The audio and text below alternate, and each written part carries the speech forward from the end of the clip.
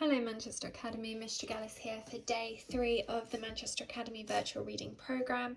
This week is your favourite book week and I am reading one of the favourite books that I have read during lockdown. It is called The Little Snake by A.R. Kennedy. When Mary awoke, Lamo was back on her pillow, looking very contentedly at her. There was no sign on even the tiniest of the snake's scales that he had travelled thousands of miles since she last faced him. Hello, Mary. Shall we go to school? No, silly. Today is a Sunday, so first I will go to the corner shop and sweep up and help to stack the shelves, which is my job.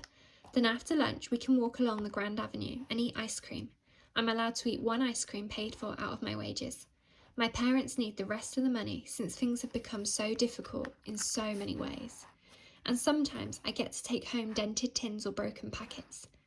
I don't think I would be very interested in sweeping and stacking, said the snake. I will stay here with your mother and father until you are done. It is a bit boring, sweeping, agreed Mary, and since rationing, there isn't very much to stack anymore. I mostly just move the tins around. We really need the money I earn, but I think in a few weeks Mr. Paphos will say he can't pay me anymore. Mary looked so sad while she said this that Lamo felt himself chill all along his spine.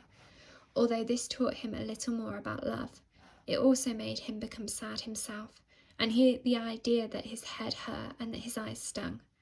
To cheer Mary, he rattled his scales so that they sounded like golden feathers on beautiful birds with good hearts, and he danced back and forth across her blanket until he was only a shimmer and a glisten of heat and wonder. This did indeed allow Mary to forget her troubles. Generally, she tried not to be downhearted and was inclined to be a mostly happy person.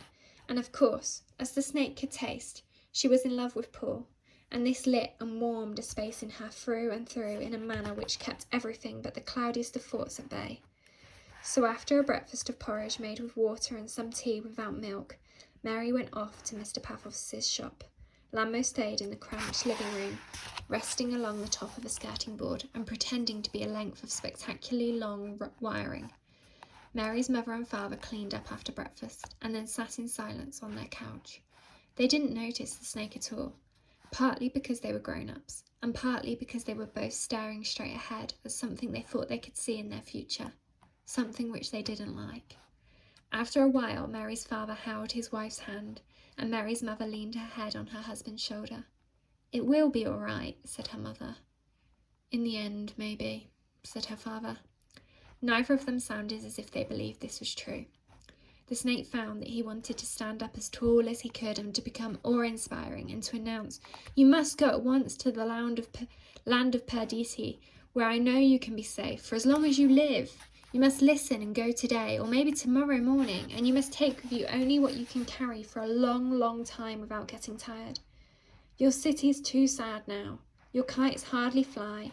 Can't you see that everything has changed? You must leave behind whatever else you have before. Sad times make you watch it being taken from you. The sad times will do you harm. You must be safe and keep on being alive, because Mary loves you and I do. Also, I have in my heart this thing which is love for Mary." But he knew that Mary's parents would not be able to hear or even see him. They would not want him to be there and really would not want to understand what he said. Humans very often do not want to leave what they have in one place or go to another place, not until it's too late for them to keep safe. So Lamo winked at the kitten, which was resting on Mary's mother's lap and trying to make her feel warm and comfortable.